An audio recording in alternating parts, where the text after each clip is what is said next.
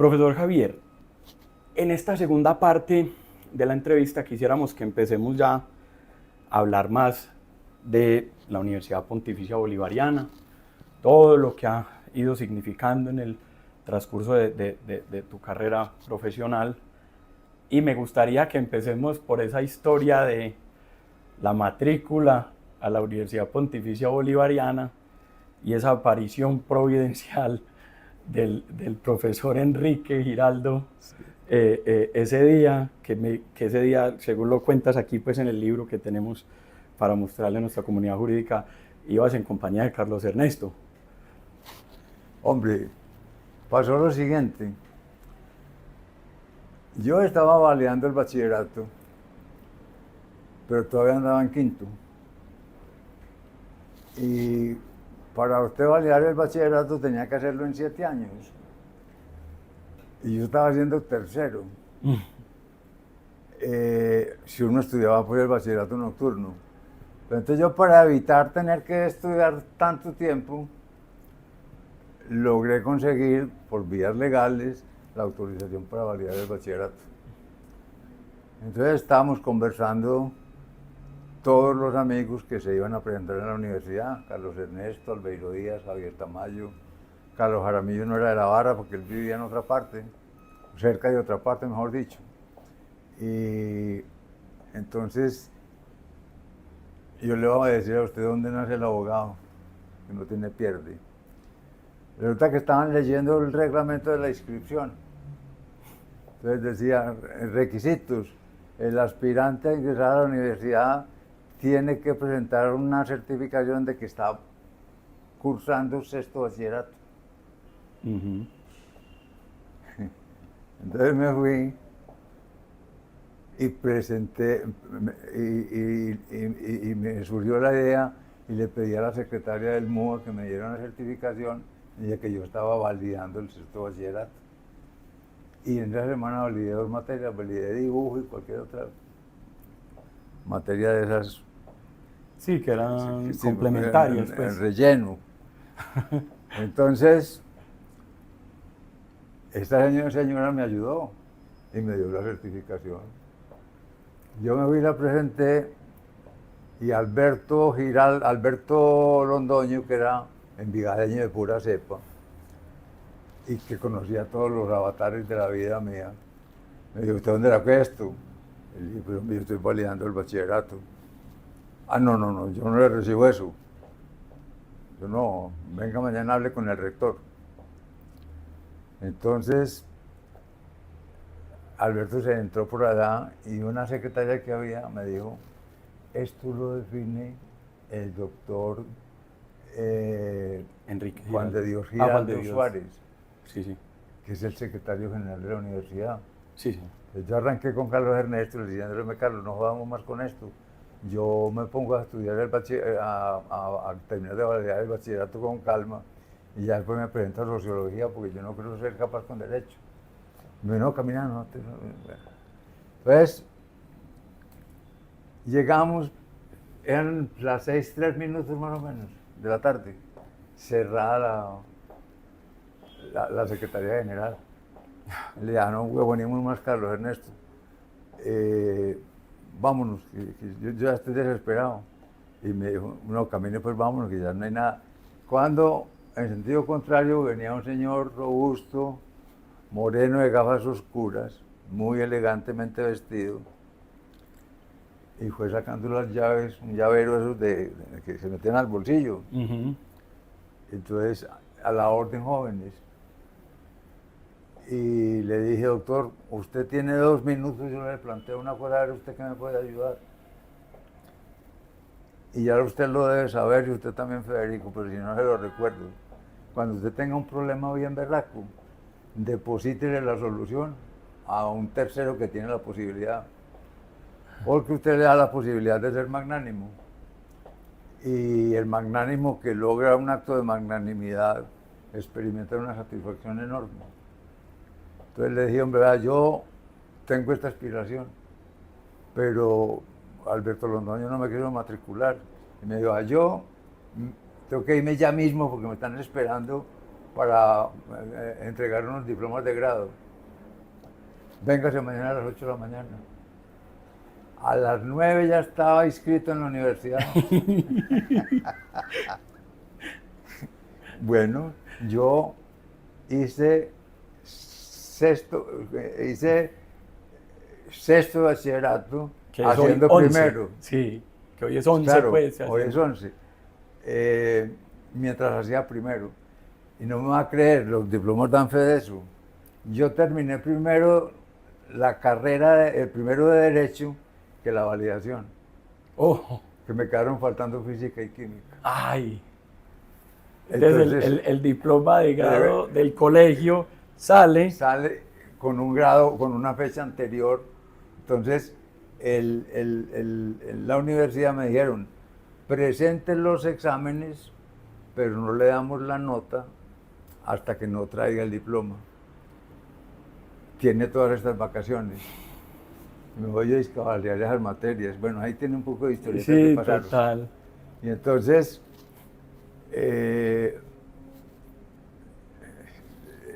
fue muy trágico porque el profesor de química, pues, de física, era un hombre muy duro, muy duro, de fama en Envigado. Y no tenía cómo entrar hasta que un día me atreví, yo sabía dónde vivía él, y le dije, profesor, usted me regala 2 minutos de su tiempo. Y yo, claro, joven, éntrese bien pueda. Y me sentó en la... Y le conté toda la historia. Le dije, estoy validando el bachillerato. Tengo notas excelentes del primer año de Derecho que ya lo terminé. Ustedes saben que las matemáticas en primera física, en Derecho no se utiliza. Ese tipo no le hablaba ni al radio. Hombre, y me dice el hombre, yo le voy a ayudar. Y me dijo, bueno, estudiese esto y esto y esto, me puso 2 o 3 capítulos de física. Y yo me voy a mirar todos esos simbolismos y yo no entendía el lenguaje de esa vaina. Y yo dije, no, mejor dicho, me llevó el berraco. Entonces ya dije, voy a volver a empezar a trabajar y me olvidé de universidad. Ya para entrar al segundo año. Ya para entrar al segundo año, pero como no me dejaban matricular para segundo, mientras yo llevara el diploma. Claro. Entonces, un día estaba almorzando en la casa cuando sonó el teléfono. Y me dijo mi hermana, Javier, es Guillermo León Gómez. Y le dije, espéreme, dígale que me espere un minuto. Cogí el teléfono y me dice Guillermo León, Pecoso, sentate.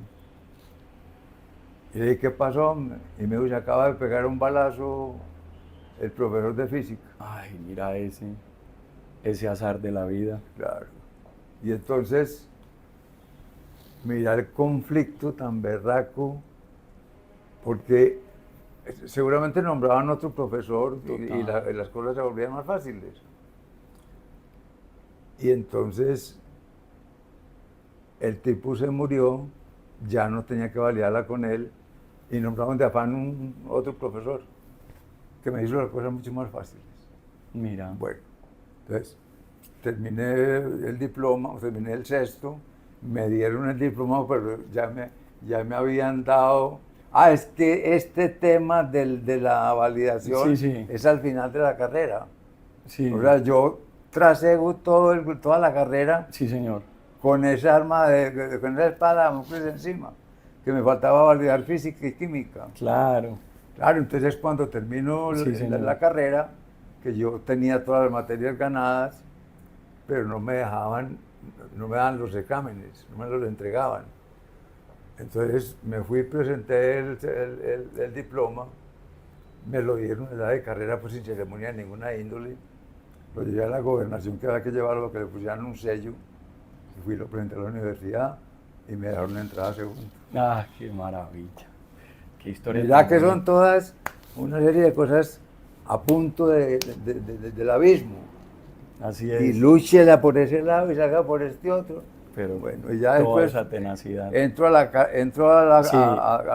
Te tocó en la facultad de La Playa. Claro. Claro, ahí. Ya empiezo como profesor de teoría del conocimiento y lógica. Pero no, eso todavía no fue. Eso fue, espero que ya vamos a llegar allá, porque esa fue en el 76. Yo quiero devolverme un poquito más a esos a esos años iniciales y a esa entrada, esa llegada a la carrera que ya nos contaste en la primera parte que te sentías un poco ahí como incómodo porque eras el mayor, pero también tuviste, y quisiera que nos hablaras de esos recuerdos universitarios y de esos maestros que tuviste que también te acogieron y te dieron las puertas y te fueron guiando y que implicaron mucho para eso que seguía en el camino académico y el amor que ya empezaste a desarrollar ahí por la filosofía del derecho.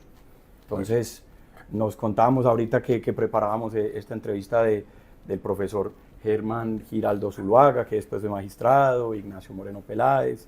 Bueno, vea. Y esos profesores que tuviste, uy, fueron como esa entrada que te empezaron a dar como idea que el derecho sí era lo tuyo. Mira, recuerdo profesores que me marcaron de entrada desde un comienzo. La historia es un poquito larga y te menciono el personaje nomás, porque mencionando el personaje, así lo conozcas, te parece imposible que eso haya ocurrido. Leonardo Uribe Correa me dio introducción al estudio del derecho. Y vea lo que es el azar y lo que son las cosas. Leonardo y yo habíamos estudiado bachillerato juntos. Pero cuando yo llegué a tercero de bachillerato, yo era el hazmerreír del salón. Y yo perdía materias y mi mamá del colegio me iba para cine, a jugar billar. Y Leonardo seguía siendo un gran estudiante. Entonces Leonardo no me volvió a hablar. Me lo encontraba en Envigado para él, en los bares o alguna cosa, y ni me autorizaba saludos. Cuando entro a la universidad y encuentro a Leonardo Uribe bien perchudo allá de cachaco, y dije, este señor, ¿qué está haciendo aquí, hombre? Entonces llama a lista y dice, Tamayo Javier. Y le dije yo, Leonardo, gusto en saludarlo. Ah, ¿qué hubo, hombre, Javier? Hombre, desde ese momento Leonardo y yo fuimos íntimos amigos. Y por Leonardo yo me conocí la obra de dos filósofos grandes. Y fueron Kelsen, por un lado, y Luis Recasensiches, profesor español, cuya obra es un tesoro que yo tengo en la casa. Ese fue un gran profesor. El otro fue el doctor Ignacio Moreno Peláez, que en las clases de él uno entendía cómo se interpretaba el derecho, pero sin hablar de hermenéutica, sino que él se leía una norma, una institución, un poco el método exegético, pero ese hombre era de una claridad absoluta, eso era una cosa transparente, o sea, todo iba hilvanado, y las noticas de clase ahí. Y él cogía las notas y no las leía, sino era una guía que él tenía. Y me hice buen amigo de él y me tomó mucho cariño. También en primero encontré un hombre que hoy en día está olvidado, está muy enfermo y vive en una vereda de Marinilla. Él estuvo a punto de ser sacerdote, se salió, nunca conversamos del tema. Y entonces yo fui alumno de él en teoría del conocimiento y lógica. Ese puta era un loco, pero loco rayado. No me vas a quitar ni una sola palabra de las que digo. No, no, señor. Bueno, no vamos a editar, no. Entonces, Hernando nos ponía apodos a todos. Y yo me sentaba a leer un librito que tengo de Francisco Romero que se llama Teoría del Conocimiento y Lógica. Y yo empiezo a leerme el libro. Y eso me daba en la cabeza como un berraco y dele y dele. Entonces yo le alegaba a Hernando y me puso por apodo Lengua. Oiga, Lengua, ¿usted qué piensa de tal cosa? Dele, dele. Entonces Hernando conoció pues toda la historia mía. Y yo ya me iba con él para la finca de la edad en Cascabo Arriba, en Río Negro, en Marinilla. Y Hernando y yo nos hicimos muy amigos. Después él me llevó a la normal antioqueña de señoritas. Sí, a dar una clase. Y a la maestría un tiempo dando teoría del conocimiento y lógica. Los años fueron pasando y ya Hernando se metió en una cosa y yo seguí en lo mío. Y hace tiempo no lo veo, y quiero volver a verlo. Pero en el centro, como si fuera una custodia, está el doctor Enrique Giraldo Zuluaga. Yo creo que el último, y casi que el único gran pensador que tuvo la bolivariana fue el doctor Enrique Giraldo. ¿Él fue el que fue magistrado también de la Corte?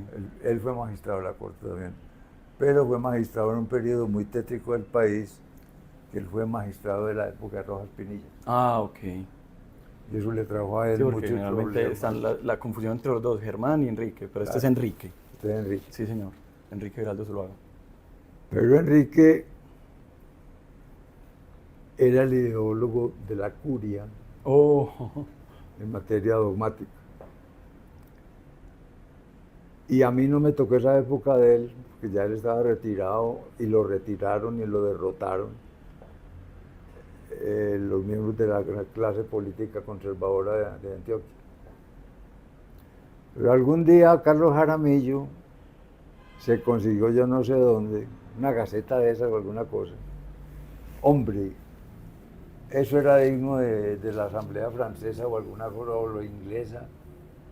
Hombre, unos discursos de Enrique Giraldo entre jacobinos y girondinos, pues entre liberales y conservadores. Hombre, qué cosa, defendiendo la iglesia. En un momento en que el Partido Liberal se apoderó de la Universidad de Antioquia y de allá sacaron a todos los conservadores, salió el doctor Miguel Moreno Jaramillo y ahí surge la bolivariana. Porque los profesores conservadores, entre ellos Belisario Betancur y Otto Morales Benítez y José Luis López y todos los grandes maestros, sí, salen de la Universidad de Antioquia y surge la Universidad Católica Bolivariana. Enrique Giraldo entra en ese lote y entonces a Enrique lo ponen a dictar materias de filosofía. Y tengo este libro que era el texto que él me prestaba a mí. Y entonces a través de Enrique conociste a Giorgio Del Vecchio y fuiste desarrollando también ese... a Giorgio Del Vecchio, entonces Enrique me fue cogiendo cariño a mí y yo me iba para la oficina de él. Y él decía, no hablemos de derecho, hablémonos de filosofía. Y entonces él empezaba a explicarme cosas de él y yo lo oía y lo oía y lo oía. Y le preguntaba por este, le preguntaba por este.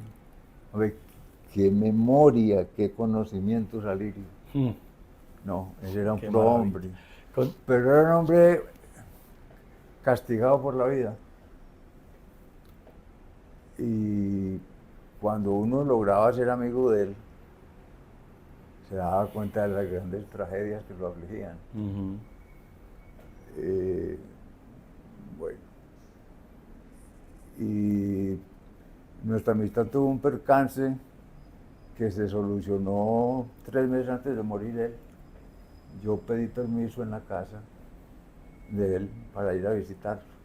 Le dije a la mamá, le dije, señora, dígale al doctor Enrique que Javier Tamayo quiere saludarlo, que si él autoriza que yo vaya. Y yo, claro, dígale que venga. Me puse mis mejores pizzas y arranqué. Él vivía en el Palo con Girardot. Y allá llegué y me recibió con los brazos abiertos. Se acordaba de todas las cosas de la vida mía, pero no se tocaron pues, divergencias ni nada, como si nunca nada hubiera pasado. Y ese fue el maestro de todos, pero de todos los que quisieron. De todos, claro, porque era que él enseñaba teoría de ciencias políticas. También, sí. Entonces él escribía unas notas de teoría política, pero él su tiempo lo gastaba enseñando filosofía de la iglesia, pues. O sea, como si fuera una tarea, pues, sí. enseñarle filosofía a la gente. Entonces ya él dijo, usted va a ser el sucesor mío. Y a todo el mundo le dijo, cuando se fue ahí le hicimos un homenaje, y para mi sorpresa dijo, el sucesor mío está aquí presente. Pero cuando me fui para Europa a estudiar, él decía que Francia era el infierno. Y entonces se enfureció conmigo porque me fui. Porque fuiste a Francia y no... Cuando yo volví, dije, me voy a dedicar a la responsabilidad civil, que eso no lo conocía nadie aquí. No, no era todavía una Él materia. conocía algo cuando todos sus estudios y me dio las sentencias que él tenía y todo, cuando era magistrado de la corte. Pero entonces era lo último, decía, hombre, yo no sé, Javier, ¿para qué? 4 articulitos que es la responsabilidad civil y pegarse de eso para conseguir plata en lugar de seguir con la filosofía, de dónde va a sacar yo ahora sucesor. Y después hubo un malentendido muy doloroso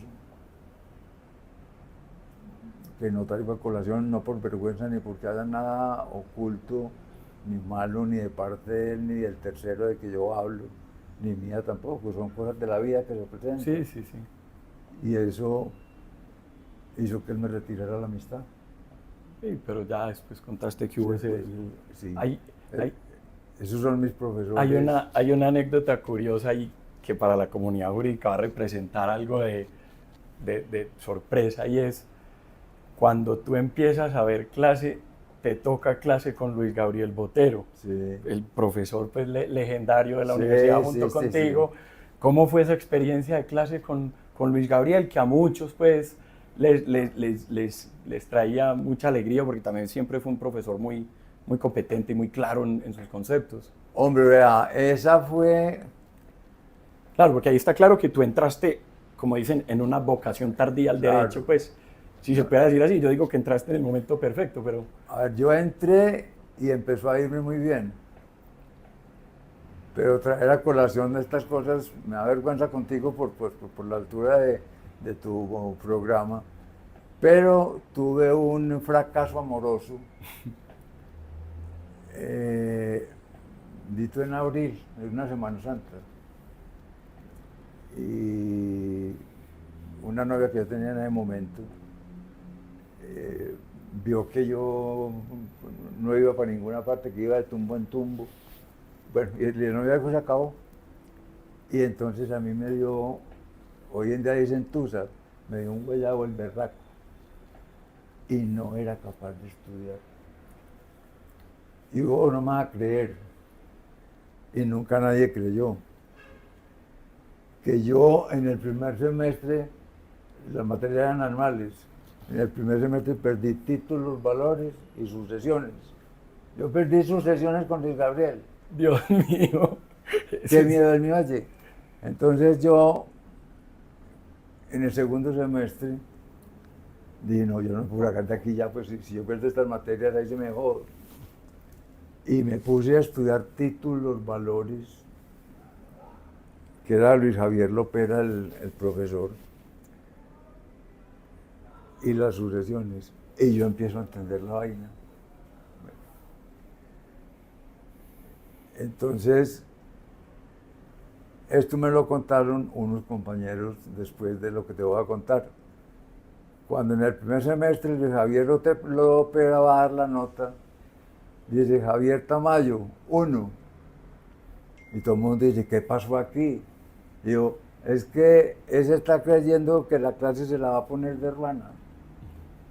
Resulta que yo en esa ansiedad que manejaba y esa cosa, yo me volvía a reír y le hacía trampa a los unos y a los otros, o me ponía a leer el colombiano. Ay. Y Luis Javier se moría de la ira y se desquitó en el primer semestre. Pero en el segundo semestre saqué 5. Entonces la nota del segundo semestre valía 60. Claro, pasé con el 3 rayado, un poquito más del 3. y lo mismo con Luis Gabriel Botero. Y lo mismo con Luis Gabriel Botero. Entonces,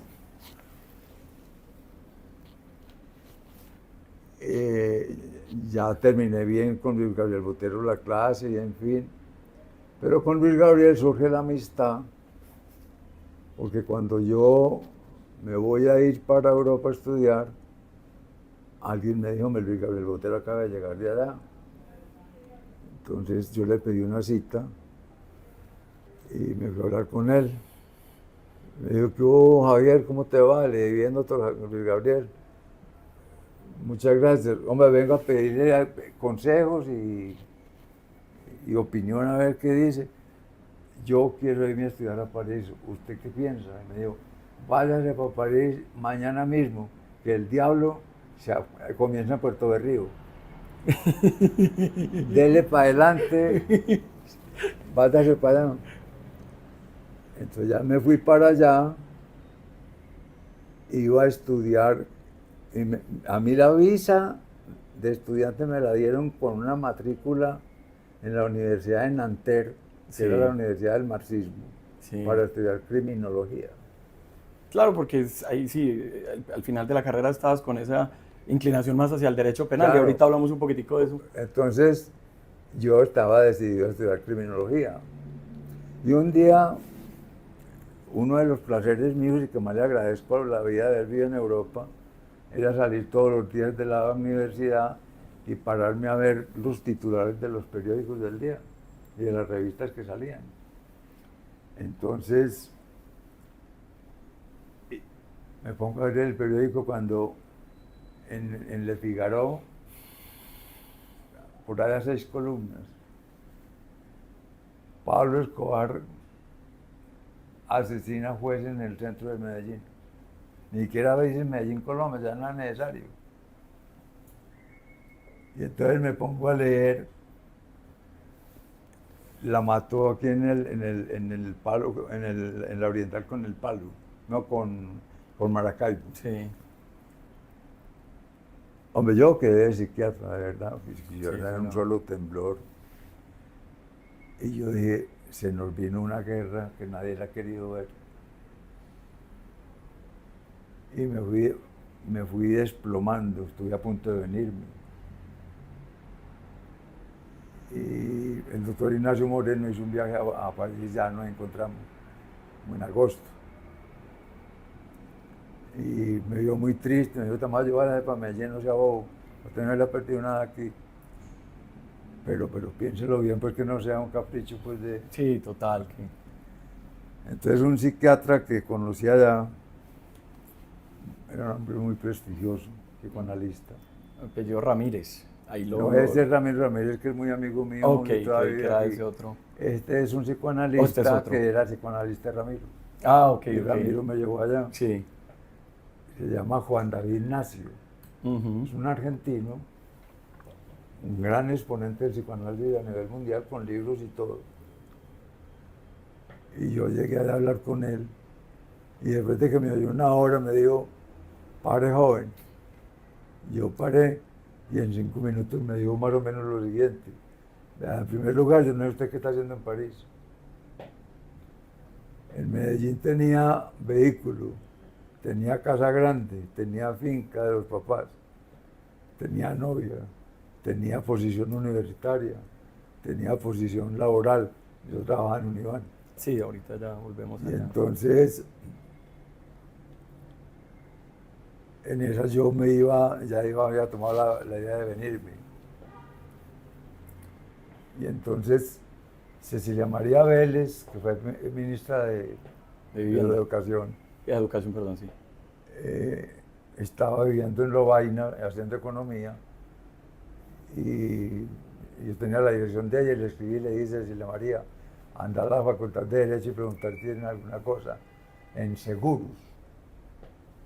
Por ahí a los 4 días me llegó una cartica de ella, son unas cartas súper urgentes que son para poner una razón nomás. El telegrama, sí. El aerograma se llamaba eso. Y le decía, Cecilia María, conseguime qué hay en la Facultad de Derecho.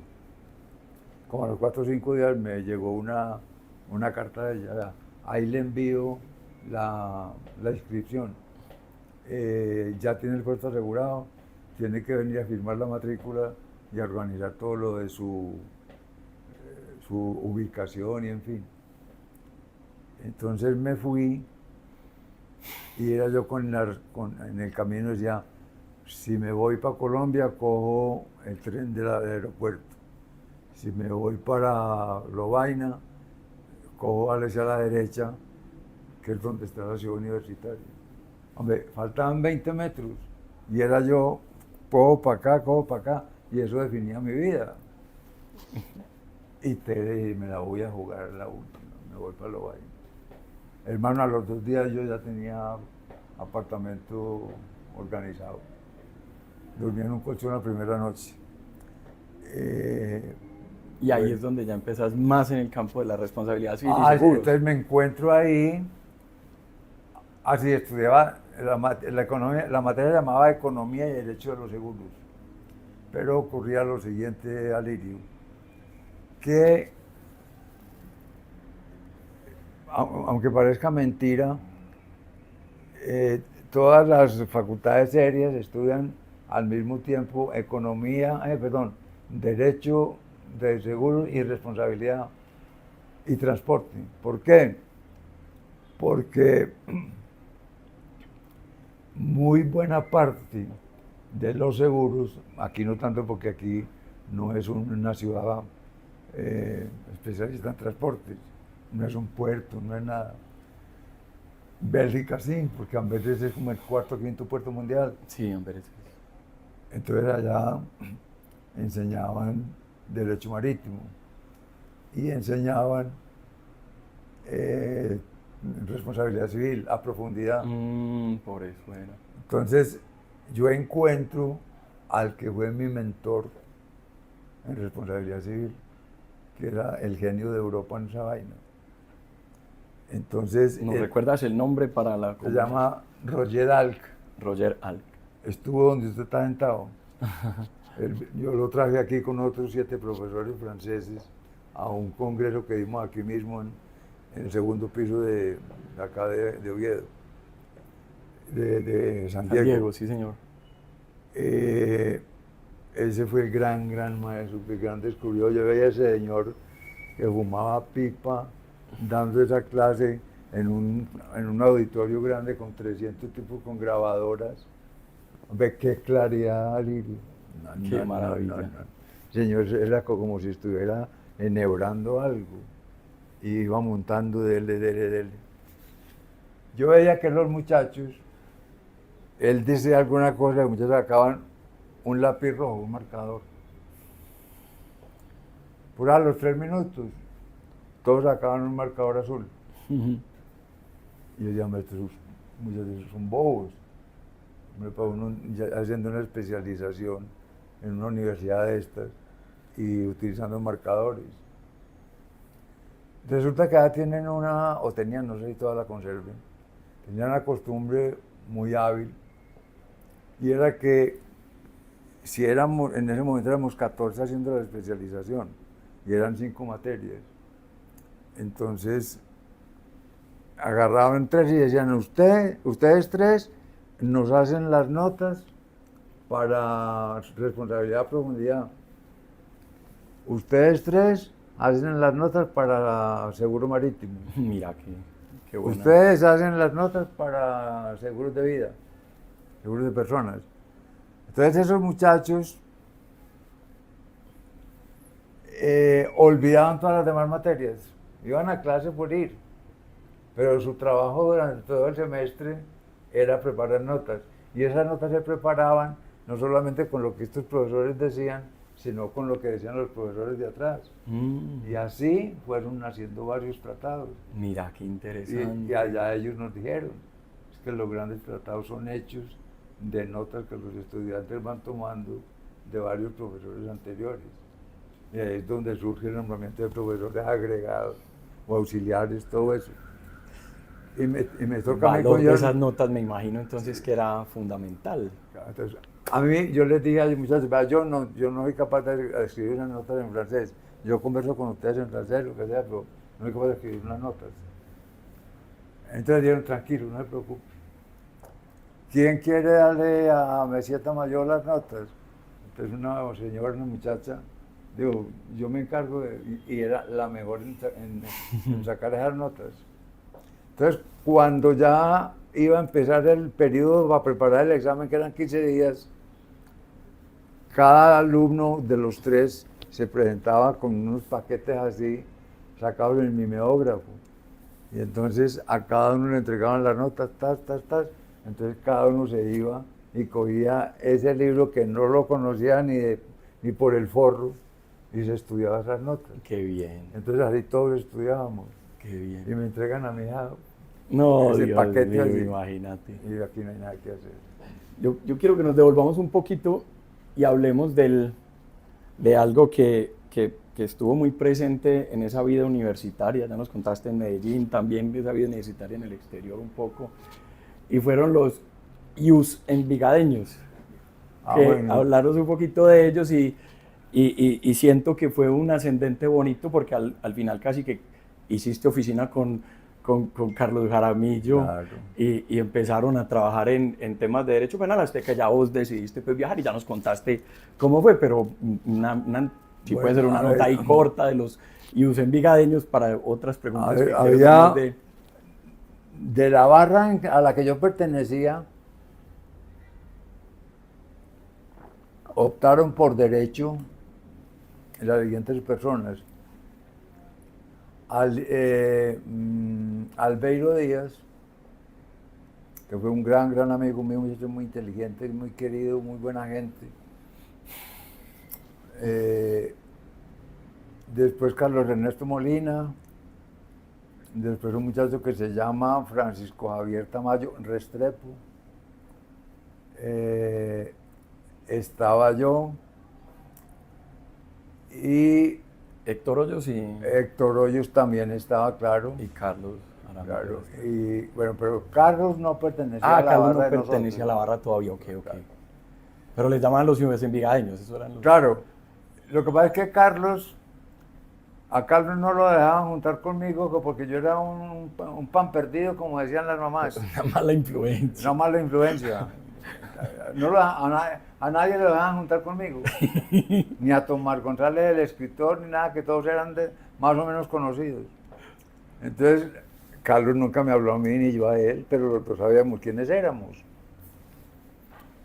Y nos encontramos en la universidad. Y en segundo nos tocó juntos y empezamos penal. Y nos encoñamos los dos a estudiar penal. Bien. Claro que Carlos estudiaba más penal que yo, porque yo le sacaba mucho tiempo a la filosofía y a la teoría general del proceso. Por otra historia, que además le agradezco a la vida que había tenido esa posibilidad. Entonces, yo ya me vuelvo un penalista, nunca vuelvo a tocar el derecho civil en la universidad. Yo estudiaba, yo me perdía las clases y me iba para la biblioteca a estudiar. Entonces, con esos principios de filosofía, yo entraba a exámenes orales. Y eso es una técnica como la de torear. Sí. Es decir, si a mí me hubiera tocado presentar exámenes escritos, no habría ganado una sola materia. Entonces, yo entraba a clase y entonces, Tamayo, ¿qué ha hecho, doctor? Pues estudiar filosofía, que es lo que a mí me gusta, y obviamente la materia suya. Y caía, esa era una trampa precisa. Y yo, ¿cómo así que de filosofía? ¿Por qué estudias de filosofía o qué? Yo ya había agarrado cualquier tema de filosofía y me regaba. Claro. Y cuando faltaba un minuto del tiempo para la cosa, me dice, ¿y el derecho comercial qué? Y yo decía, ¿qué porquería ahí? Daban la nota Javier Tamayo, 4,5. A punta de filosofía. Sí, a punta de filosofía, Dios mío. Y entonces, solamente para rematar esa parte, ¿cuál fue ese, pues como decía, sí, ese ascendente que tuvieron en ti los IUS envigadeños para cerrar esa historia y ese bueno, capítulo es que como universitario? éramos tan amigos, salíamos a las 10 de clase y nos bajábamos caminando, echando cuentos y buscando parecidos a la gente. Y había unas microvan que se llaman las arrieritas de Envigado. Y ahí nos juntábamos todos y nos subíamos en una sola, éramos como 6. Y llegamos a la Puerta del Sol de Envigado a tomar café. Ah, ok. Y allá oíamos música. Qué bien. Música vieja y tangos. Había 2 cafés. La Puerta del Sol era música vieja. Y el Aventino, que es el que yo recuerdo con más cariño, era el café tanguero por excelencia, y de los grandes villaristas. Yo recuerdo con mucho cariño ese café. Entonces ahí vivíamos, y después a las 2 de la tarde nos encontrábamos otra vez a Puerta del Sol a tomar café, y a las 3:30 cogíamos otra riera que nos Otra llevaba vez hasta para el la centro, universidad. y ahí nos íbamos, pues hermano, eso quedaba lejos. Claro, en Eso ese quedaba en momento. Maturín con Junín, o sea, y ahí quedaba el Café Idilio, y por ahí nos dejaban las arrieras, y ahí tenía que arrancar uno para arriba a coger, a llegar a clase. Claro, en ese entonces Sí. era tremendo. Sí, sí. Pasando ya al, al, al Javier Tamayo, profesor de la universidad, te dan en 1976, pues según la historia que narras, la clase de teoría del conocimiento y lógica en la facultad y eso te hace muy feliz. Sí. Eso que representó y ahí en adelante ya esa vida de profesor, conectemos con qué significó para vos aprender y qué recuerdos tenés de esa parte ya de profesor teniendo del otro lado a quizás estudiantes que te ponían contra las cuerdas como tú lo hiciste con los Claro. tuyos. Y esos discípulos que vos decís que me pisaban los callos. No, mira, cuando me llamaron para esa cátedra, yo había escrito 3 artículos para un periodiquito que teníamos en la universidad, que era de propiedad y dirección de Eduardo Quiseno, el de que dediqué. El de Editorial Dique, sí, señor. Y yo era columnista y escribía libros sobre Kelsen, sobre las diferencias entre San Agustín y Santo Tomás, escribía sobre derecho probatorio. Entonces nombraron como decano al doctor Jairo Escobar Padrón, cuyo hijo es un distinguido abogado de la ciudad, Federico. Entonces me llamó y me dijo, ¿usted le mide esta cátedra? Y yo sí me le mido. Ya lo habías dictado en el colegio de señoritas. Claro. Ya estaba. Entonces le dije, me das 15 días para adelantar 2 o 3 capítulos, que no me vayan a agarrar pues. Me fui para allá, hombre, yo no soy un suicida, pues yo en una clase con 45 niñas, yo ahí metido, y yo pues me acordaba de lo que enseñaba Hernando Orozco me había enseñado. Y entonces Hernando era el que me supervigilaba, porque él era profesor allá y fue el que me llevó a mí allá. Bueno, allá estuve como 3 o 4 años, y ya 3 años. Ya después salí y me gradué y ya estaba en la universidad ya dictando la clase. Pero la misma cosa, a ver, los muchachos de esa época, entre ellos está Mauricio García, que hoy en día es un politólogo importante. Y yo hice que Mauricio se enamorara de la filosofía. ¿Por qué? Porque yo tenía como libro de cabecera una obra que yo quiero muchísimo. Yo no sé si ese libro lo tengo yo por aquí. Yo como lo llevé para la cara para que no me lo robaran. Se llama Lecciones Preliminares de Filosofía de Eduardo García Morenti. Era un profesor español de ascendencia orteguiana y que se fue de cura y después escribió unas notas de clase que las fueron perfeccionando. El libro lo viene publicando hace 60 años la editorial Porrúa. Y a mí el que me dice, hombre, ¿dónde aprendo filosofía? Historia de la filosofía. Yo le digo, coja la obra de Manuel García Morenti y léalo. Él avanza hasta la posguerra, un poco más arriba, y pues, ya lo cogió la vida, la muerte, ¿no? La que se estudió, conoce todos los griegos, la Edad Media, los romanos, los griegos, y llega hasta el modernismo, todo Kant, todo Hegel, era un libro hermosísimo. Yo ya hace rato que no lo retomo, pero siempre lo veo como el libro de cabecera de leer todos los días 3 o 4 páginas. Y ahí te tocaba con los muchachos. Y se lo regala, claro. y yo pedía que lo pedía como texto. Entonces Mauricio se enamoró de ese texto. Sí, sí. Y entonces, él todavía, yo no sé si todavía se acuerda de él, pero donde me lo encontraba, le decía a los que estaban con nosotros, vea, este fue el referente mío, este fue el que me enseñó a mí a querer la filosofía.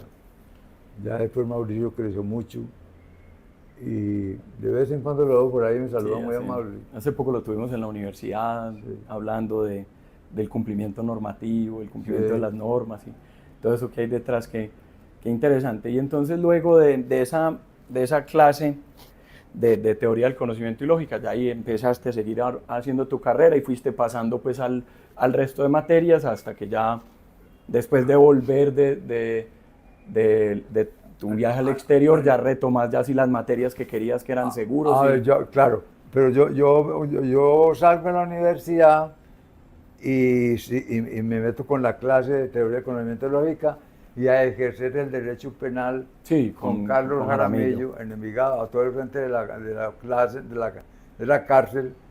Sacábamos los marihuaneros los lunes a 500 pesos y al que estaba sindicado de lesiones personales lo sacábamos por 1.500 pesos. Por 1.500 pesos. Bueno, ahí me conseguí yo la plata para irme a estudiar. Para irse. Bueno, después me llamó Héctor Quintero Arredondo, que había sido profesor mío, es un tipo contemporáneo mío, y me llamó para recomendarme en Univán. Entonces me fui para Univán y allá trabajé año y medio más o menos.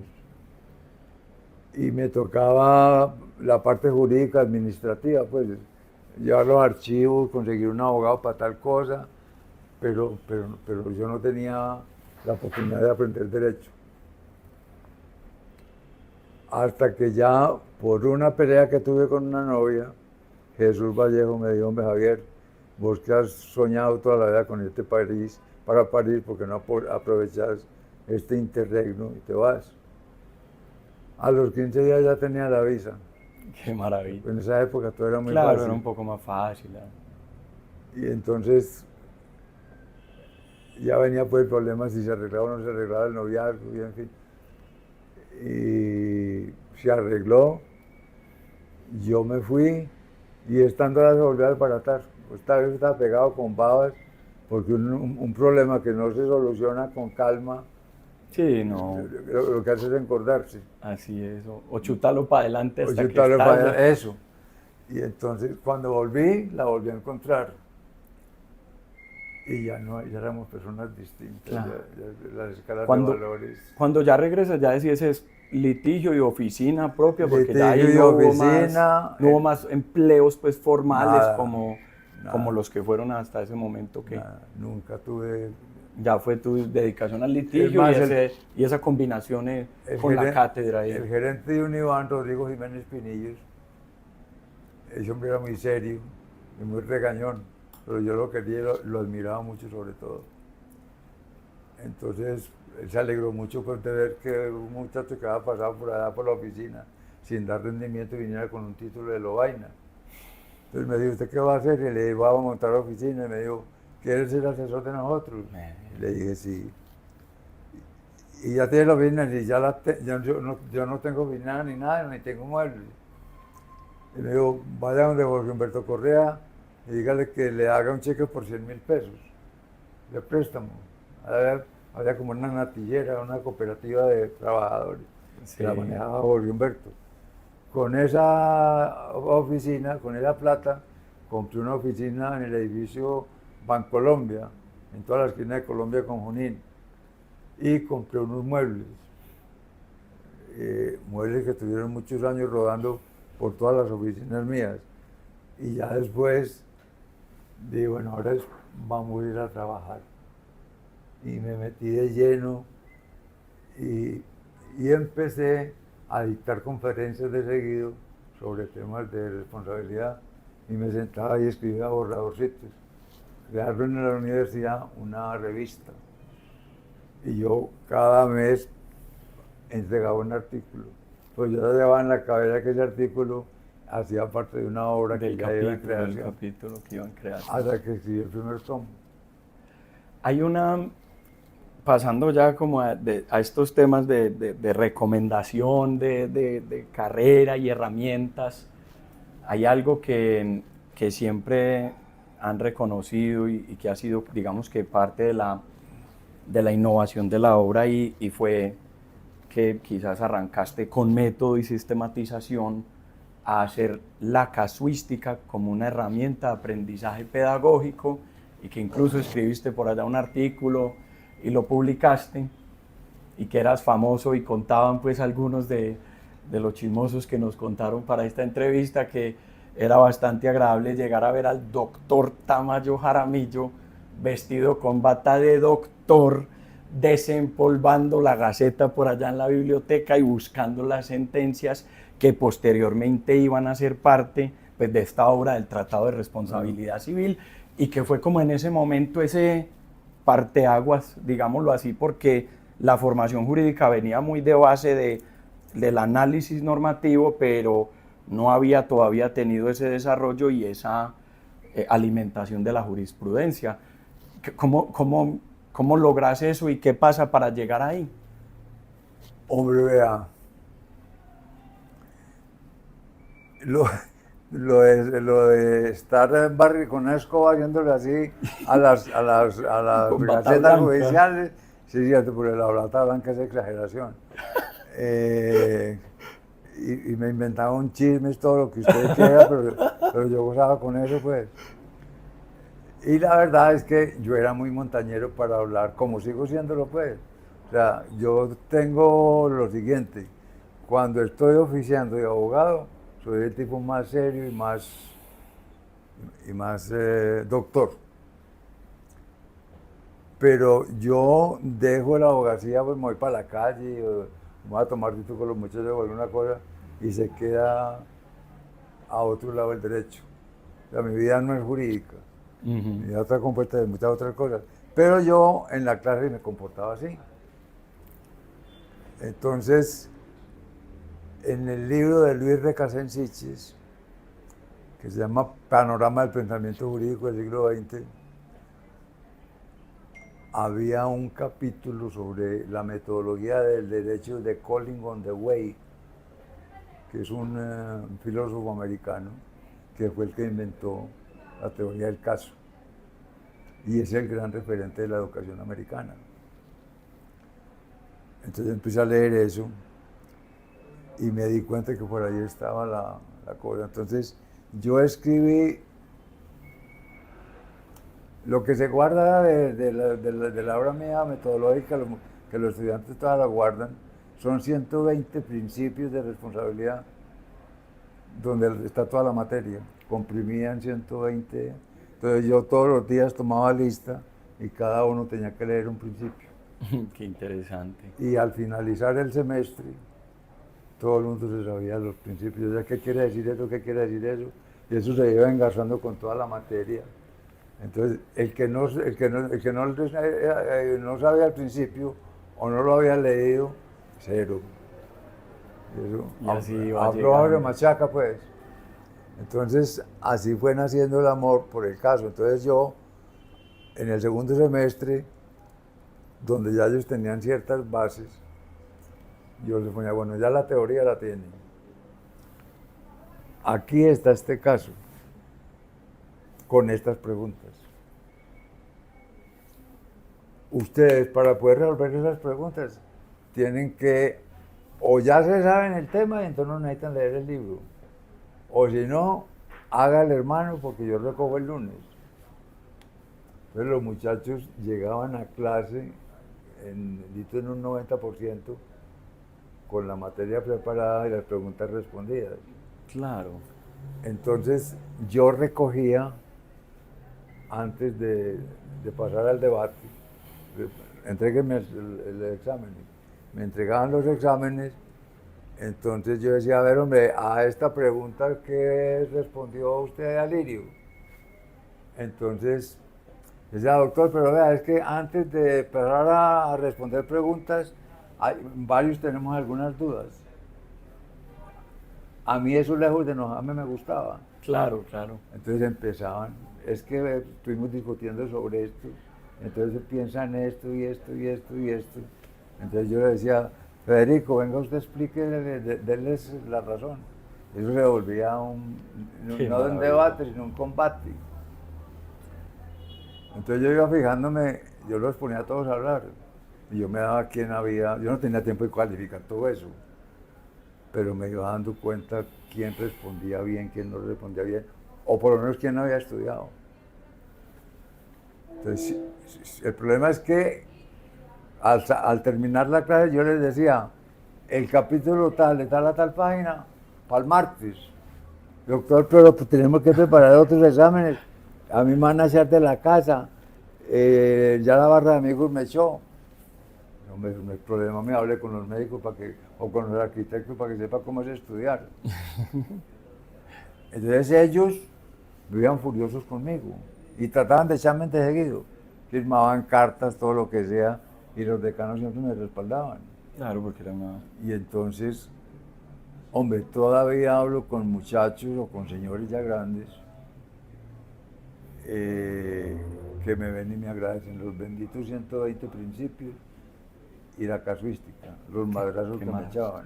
Y la casuística también, digamos que ya en el plano profesional, ya como tratado y como obra, pues significó pues un cambio claro, en lo que se había llegado hasta el momento, y que digamos que también eso fue pues haciendo aquí, conectando los puntos como hemos venido conversando desde lo personal, desde el estudio, como esos cimientos que le daban una innovación a la obra de Javier Tamayo Jaramillo versus quizás otras obras que hasta el momento se habían hecho, porque sí, siento yo, y me va a perdonar si quizás estoy equivocado, con derecho a réplica, incluso, que lo que sucedió fue que fuiste conectando a través de tu obra el amor por la psicología y el entendimiento psicológico a través de Zweig y otros escritores, Balzac y demás, combinando la filosofía del derecho y los principios alrededor de la responsabilidad.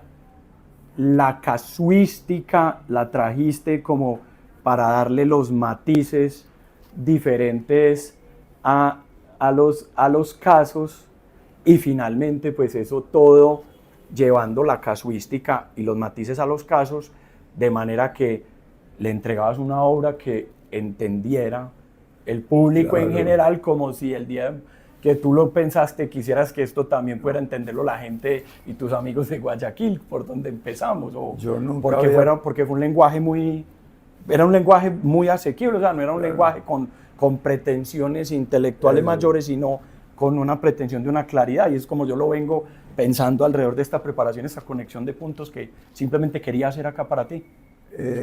No, mira, yo nunca había pensado en eso, pero tenés razón en este sentido.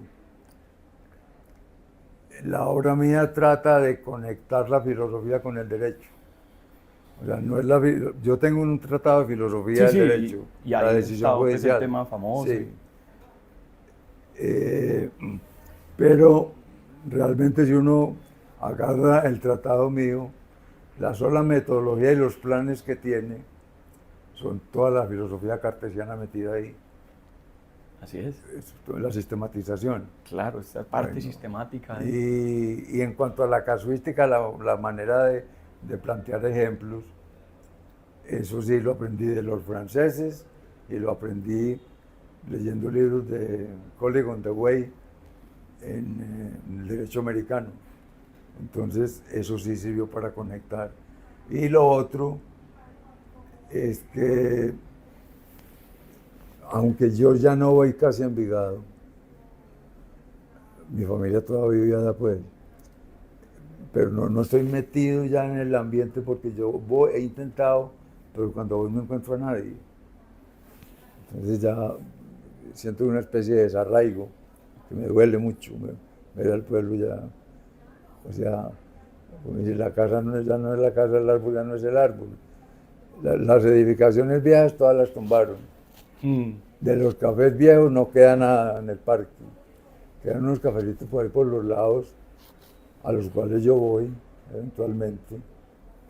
y me encuentro por ahí con algún amigo, le digo, llévame a algún café de tango para que oigamos música, nos tomemos un trago juntos. Eso hago yo esporádicamente 2 o 3 veces al año. Pues si sigo siendo un envigadeño de pura cepa y me siguen importando los problemas del país, aunque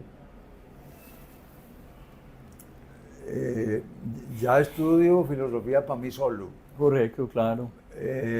Porque para el debate durante 20 años escribí contra Diego López Morales, contra la obra de Diego. Diego López Molina. No con él, Diego López. Sí, sí, el profesor de los Andes. Sí. Sí, Diego López, que es hombre, la mamá fue alcalde de Medellín, alcaldesa de Medellín, Diego López Medina. Diego López Sí. Medina. Y yo tuve varios encuentros presenciales con Diego y siempre yo planteaba unas preguntas de pura hermenéutica jurídica, pues refutándolo a él. O sea, usted en su libro dice esto y esto y esto, pero yo digo esto y esto y esto. Responda a esto. No, es que usted es muy reaccionario, usted trabaja para el capital. Entonces ya vi yo que era tontería gastarle más tiempo a eso. Escribí ese libro de la decisión judicial en 2 tomos, yo no sé dónde estará eso.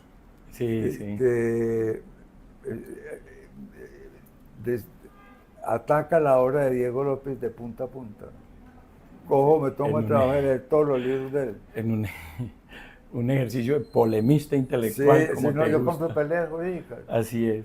Yo quiero, porque sabemos pues que tu tiempo, y antes te agradecemos que nos has sacado todo este espacio, y es, pasando esta parte final de la entrevista y que hay anécdotas curiosas, es hoy, Javier, de toda esa formación y para los estudiantes que nos ven o la comunidad jurídica, digamos que cuáles son esas enseñanzas que te hubiera gustado aprender más temprano en tu vida y que hoy han marcado el desempeño de los diferentes roles en los que estás, y pues aquí pues ya nos saltamos algunos temas de la corte y eso, porque eso ya está muy conocido, o el que quiera pues puede escuchar, puede leer tu libro y eso, sino más yo quería entrar como a esa parte íntima de que tú dices, mira, yo creo que debí haber aprendido esto otro. Por ahí una anécdota curiosa que es la de los zapatos color U, hablando de la presentación personal y el abogado y todo eso. Contanos más de eso, que te hubiera gustado aprender y que hoy consideras que es fundamental que un abogado en su preparación y el perfil que viene de la profesión jurídica debe tener. Hombre, yo como frustración que tengo fue lo siguiente: yo quise todavía ser profesor de introducción al estudio del derecho y creo que me preparé para eso, con obras escritas y todo sobre la materia. Y nunca nadie me llamó a dictar introducción al estudio del derecho. A veces pienso que no, o creía yo en esa época que no estaba preparado del todo. Pero hoy en día, ya despegado de la cátedra jurídica y todo, me pongo a leer libros de García Maínez, de Recasén Sichis, de Hans Welzel es uno famoso también. Ese es penalista, pero también es más difícil que el diablo leerlo. Pero tenía uno de introducción al derecho también. Sí, claro. Bueno, y entonces yo toda la vida me he preparado para estudiar eso y me quedé con la frustración de no ser profesor de introducción al estudio del derecho o de hermenéutica jurídica. Tengo un libro de hermenéutica jurídica, bueno, todas las cosas de método, el artículo para la revista que tú hablas sobre metodología del caso, eso lo llevé a México y allá lo publicaron en una obra colectiva. Por ahí tengo yo, me mandaron 1 o 2 ejemplares que creo que los tengo en la casa. Esa es la frustración que yo tengo de mi ejercicio, de mi vida profesional. Y en cuanto a lo de los zapatos... Los zapatos es una anécdota y luego los consejos, sí. Los zapatos, esa es muy chistoso. Hombre, lo de los zapatos fue lo siguiente. En la época en que ir a San Andrés era pues como ir a la otra parte del mundo. Las obras en Miami. Eso. Entonces, Un hermano mío se había ido para Estados Unidos a trabajar allá 2 años y se fue. Y cuando volvió, yo le había encargado que me comprara unos zapatos color uva. Hombre, me compré unos zapatos de invierno. La suela es 3 veces la suela de nosotros. Sí. Y esos eran unos zapatos de estilo Oxford, con un poco de curvas aquí huequeados. Hermano, yo me ponía esos zapatos y todo el mundo tenía que ver con los zapatos míos en el Parque de Envigado. Puta, yo de 15 años con esos zapatos, pesaban todo lo que vos quieras. Entonces estaba en Guayaquil en el Café Dandy, bebiendo trago. Después de haber terminado de trabajar con mi papá, me encontré con unos amigos y nos pusimos a beber allá. Entonces, en esa época había una migración chocuana que venía a instalarse aquí en trabajos de las mujeres en las casas y los hombres de lustrabotas. El trabajo de los lustrabotas se acabó para los blancos o los mestizos y todos eran del Chocó y se hicieron querer de todo el mundo aquí. Entonces yo le dije a un tipo, hombre, venga, embetúneme los zapatos. Y el tipo le daba así, dele. Y decía, hermano, yo no había visto unos zapatos más lindos que estos. Pero, mejor dicho, era yo y mis zapatos uva. Los zapatos. Y dele. Y entonces el tipo me dijo, vea, yo ya vi que usted, y vea que sí es, usted tiene un hueco, tiene un torcido aquí, y usted va gastando, y para eso se utilizan los estoperoles. Yo no los volví a ver los estoperoles.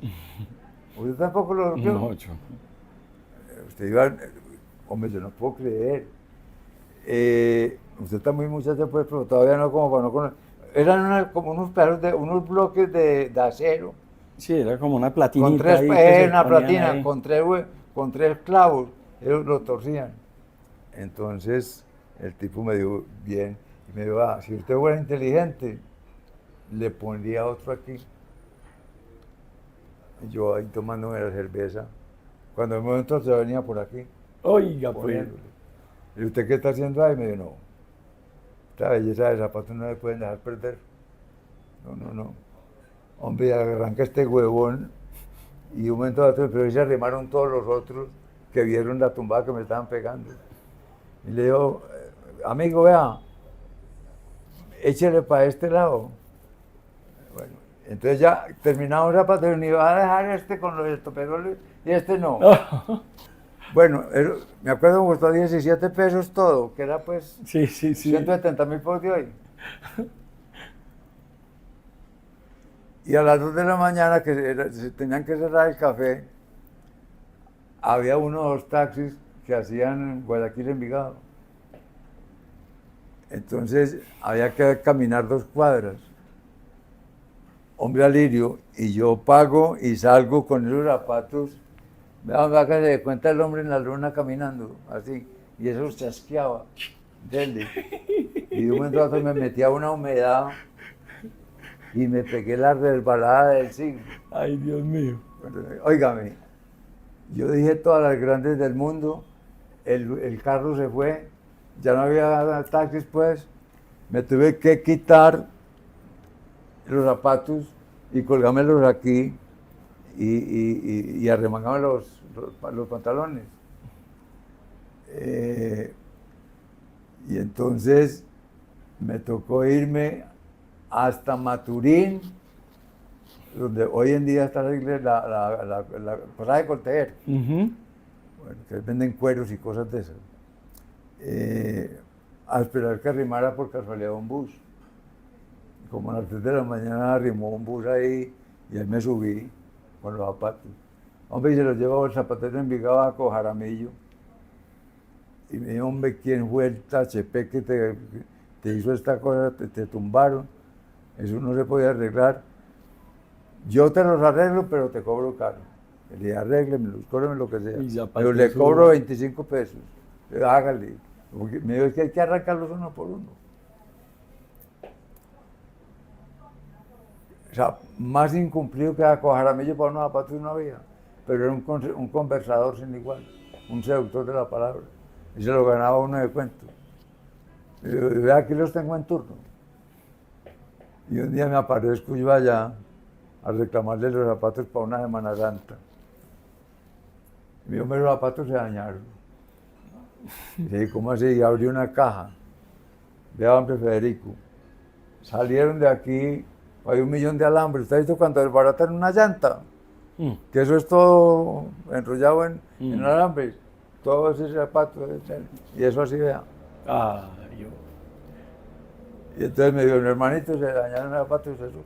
Tiene un problema de fábrica. Yo no soy capaz de colocar eso. Le he gastado 2 tardes bregando a incrustar esos alambres otra vez.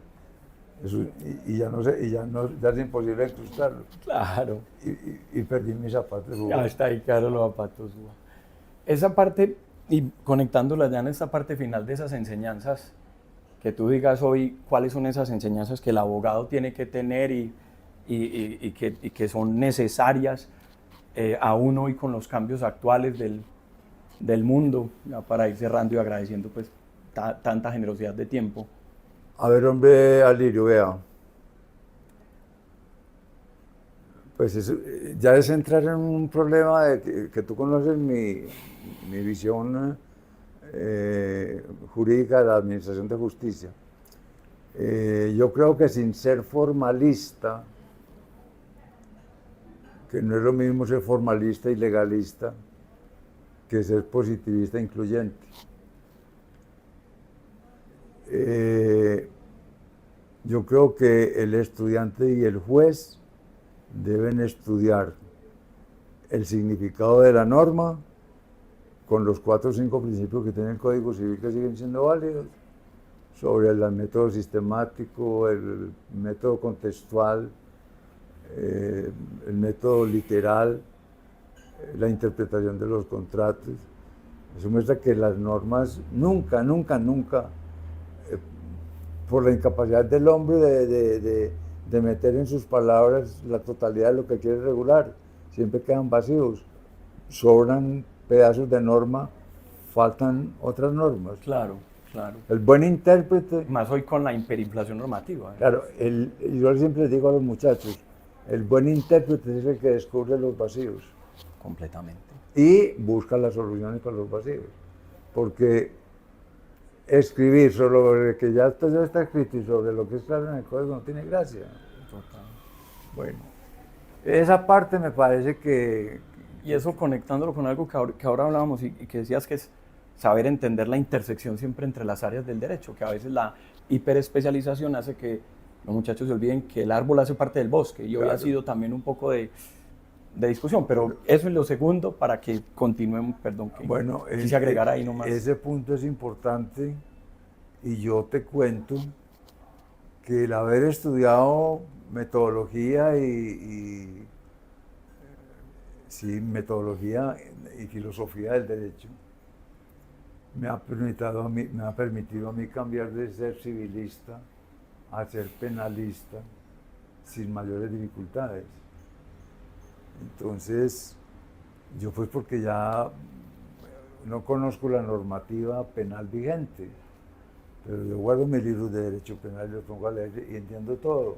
Y eso en el tratado mismo hay 2 o 3 capítulos sobre la cosa juzgada y sobre el pleito pendiente y eso, que lo llevan a uno a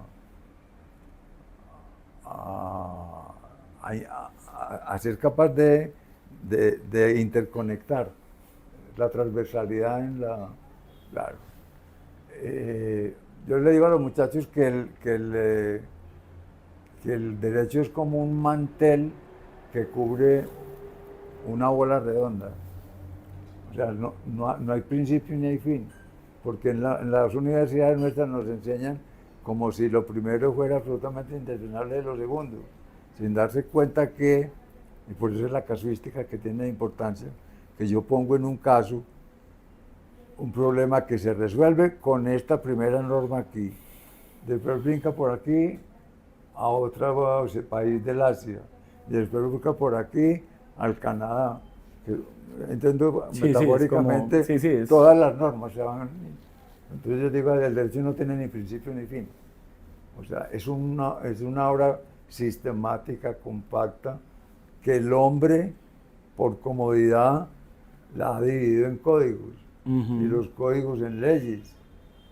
Pero el derecho es un todo. Cuando uno estudia lo que se llama la plenitud hermética del ordenamiento jurídico, es cuando aprende que el derecho no tiene principio ni fin.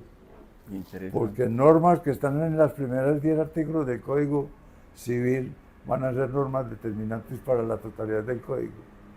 Lo mismo pasa con los principios generales del derecho civil, del derecho penal, del derecho procesal, del derecho laboral. Entonces, el derecho es un todo. Así es. Y eso es lo que uno tiene que saber. Otra recomendación, ibas a empezar, que yo fue que interrumpí ahí con ese tema de la plenitud.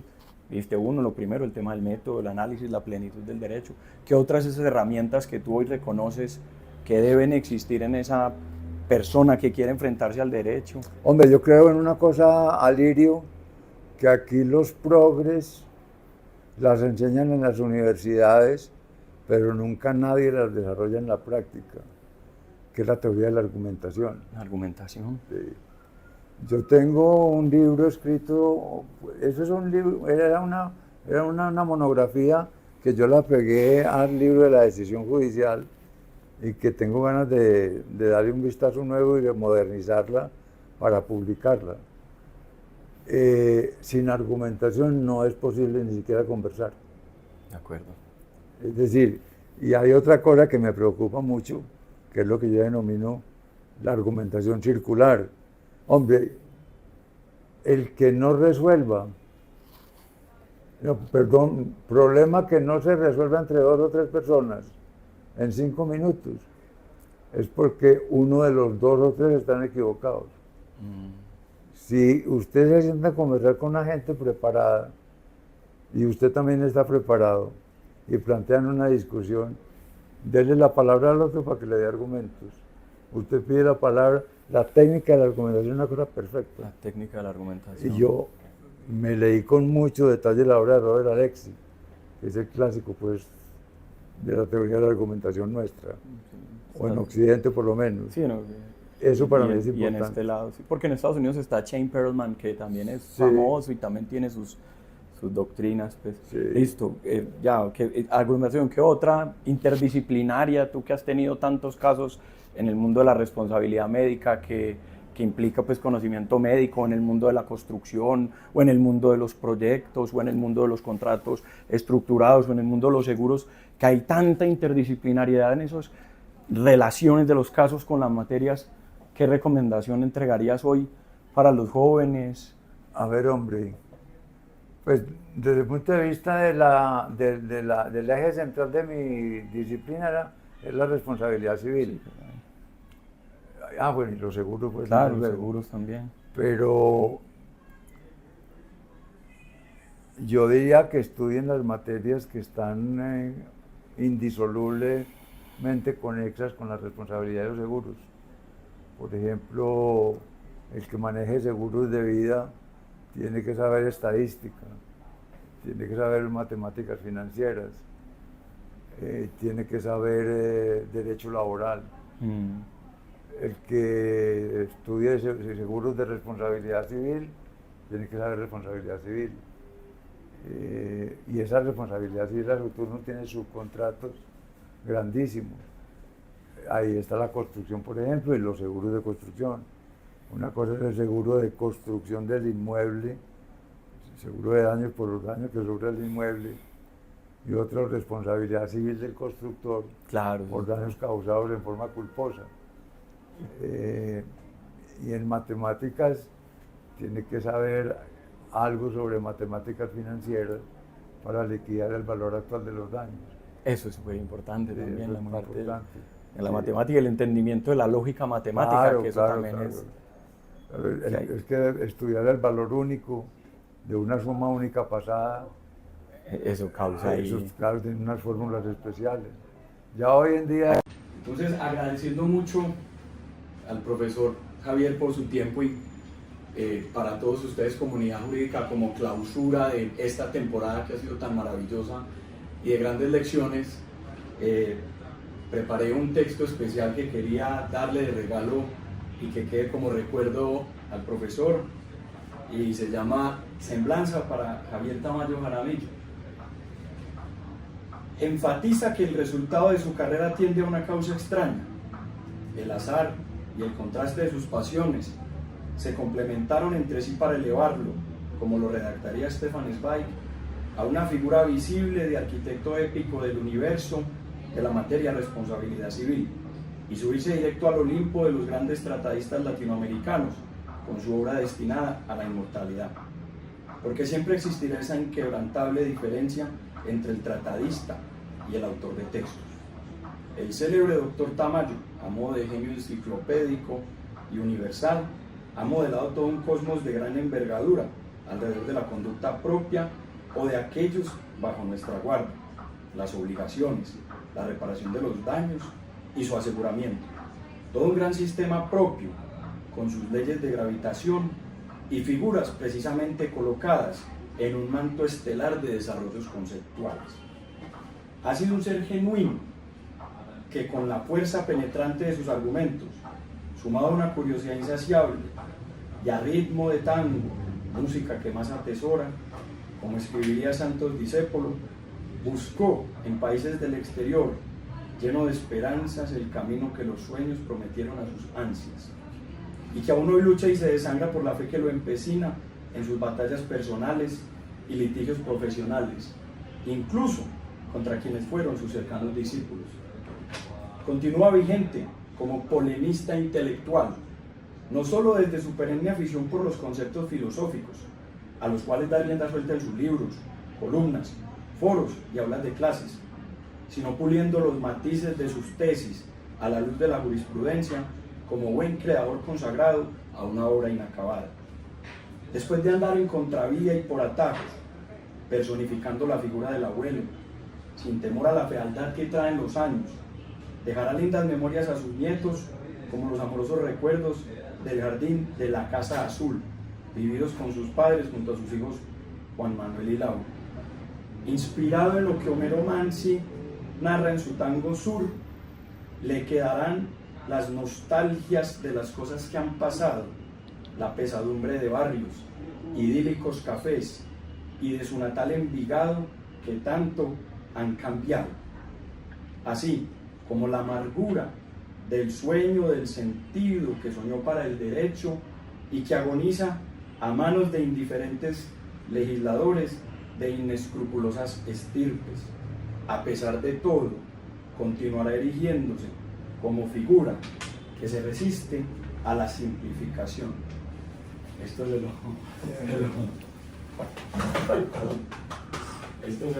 se lo escribí con todo el amor del mundo.